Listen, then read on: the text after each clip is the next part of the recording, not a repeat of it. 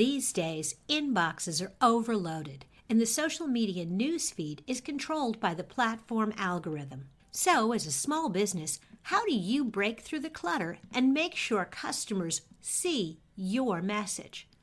One approach is texting, and that's the topic of today's show. Okay, here we go.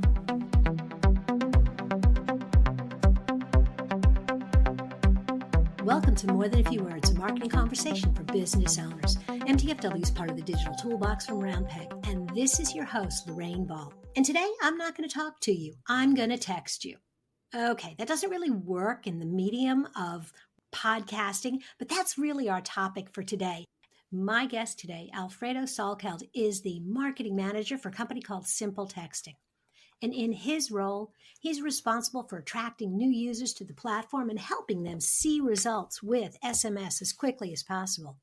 He and his team do this by creating expert articles, guides, videos, webinars, and more, all full of useful and actionable advice. And I'm going to twist his arm and try to get him to share some of that useful and actionable advice with us today. Alfredo, thank you so much for joining me today. Absolutely. Super excited to be here. Alfredo, it looks like you've been with Simple Texting for really just a little bit more than a year, and you've had some really great growth with that company. Yeah, I'm coming up on 2 years and I'm still learning something every day. It's really amazing to see how many different use cases there are, different industries that can use texting. So it's been a lot of fun.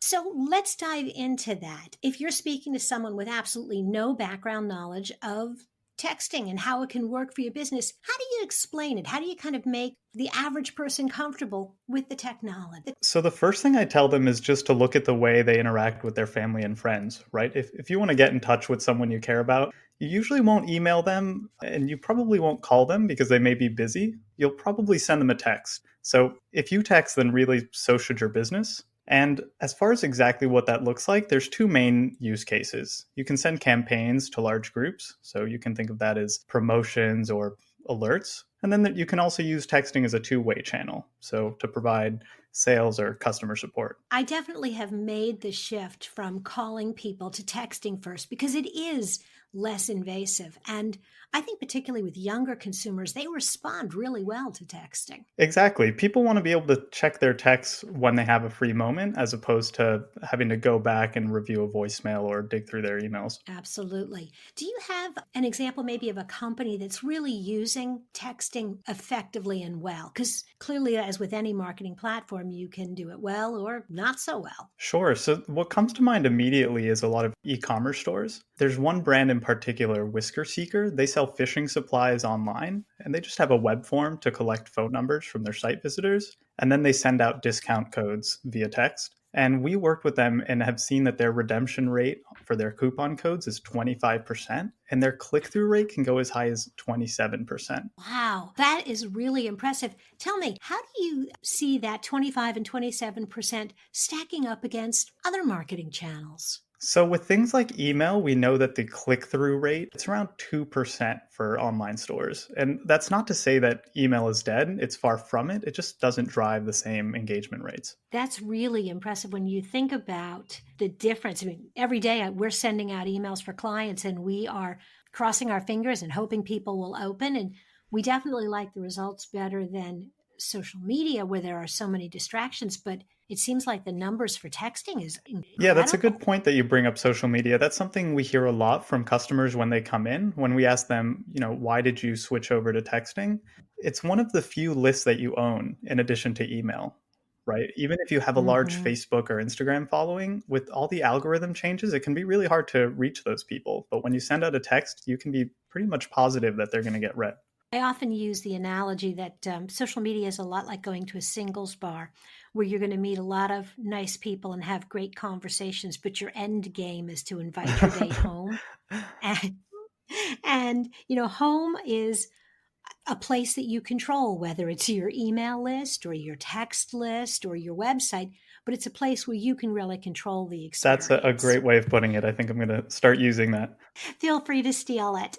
Given some of the results that you've mentioned, why do you think more brands don't use texting? I think that there's a couple misconceptions. I think one is that it's complicated or difficult to get started, right? Small businesses have so much on their plate already. You have to post 3 times a day on social, design their email templates, interact with their followers, right? And it can seem overwhelming to take on a new channel, especially if you've never done it before. But it's actually really easy to get started. There's nothing to design. You just write out a message, short and sweet, and schedule it. I would also bring up that I think people think it's annoying to consumers. But here's the thing. I mean, your brand's biggest fans, they want you to text them. They don't want your messages getting buried in their email inbox. So it's really a matter of a qualified list. Texting isn't for every company. And if what I'm hearing you say is it's not going to be for all of your customers, but for the customers that want it, they're going to respond well to those messages. Exactly. It's important to bring up that when you want to send out a promotional text to a group of people,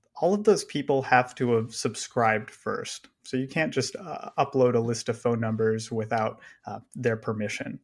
And so you're already going to be reaching qualified people. Of course, it's a little different if you're using text for something like customer support, because in that case, someone's probably texting you first. Mm-hmm. But this is for those outbound reminders from my yogurt shop that I haven't been in a while. Exactly. So they may say, hey, we've got a new flavor. And had they not texted you, you'd have no idea. Mm-hmm. Are there tips or best practices that you would suggest to a company that is considering texting? Sure. So one thing I would say is to have as many ways to collect phone numbers as possible. So an easy way to do that is to just add a sign-up widget to your website that pops up and collects phone numbers, and you can pass that to simple texting. Or you can set up a text-to-join keyword. So let's say for you, Lorraine, you may want to set up something like text few words to 555-888 and vote on our next guest. That's something that you'd be able to set up through our platform. So having different ways of collecting phone numbers is really key. A lot of the things that you're talking about is very similar to how we approach email. You know, you can have a text to join to your email list, but as you're thinking about this, are there things that you need to sort of plan differently, that you should approach this differently in terms of the kind of messages you send or timing? What advice would you give to a business owner? I think it's important to start with a lower frequency at first. So you may send out 3 emails a week. I wouldn't start that high with text messages. You can gauge your unsubscribe rate, try increasing the frequency. If your unsubscribe rate increases, then you can then lower the frequency again. So that's one thing to observe. And another is just be careful the time you send text. You don't want to send a text blast at 7 in the morning or 9 at night. You definitely don't want anyone to be woken up by your new yogurt flavor message. Yeah, I don't think that's going to go over really well. So as people want to learn more about this, obviously we're going to suggest that they check out Simple Texting. There are a lot of platforms, but I have been really excited as I've sort of poked around on your platform and learned about the tool. But the thing my customers are going to ask, and I'm sure it's in the minds of a lot of people, how many millions of dollars is this going to cost me if I want to do a texting program? Yeah, I think a lot of people are surprised by how affordable it is. You can start with just $25 a month for 500 SMS messages. And we'd be happy to offer you and your listeners 50% off their first month. If you go to simpletexting.com/fewwords, you can sign up there and get 50% off. Awesome. And we will have a link to that in the show notes. Alfredo, this has been such a great conversation. Thank you so much for being a part of the show. Thank you so much. And don't hesitate to reach out if you ever have any questions about texting. You're going to hear from me, and I'm hoping that a lot of my listeners will go and check out Simple Texting, and please take advantage of the simpletexting.com/fewwords special offer, because I think it is definitely the wave of the future. If you have enjoyed today's conversation, if you'd like to know more about other marketing tips and tools, be sure to check out the Digital Toolbox at digitaltoolboxin.com. Look for More Than a Few Words wherever you listen to podcasts. This has been another episode of More Than a Few Words. Thanks for listening.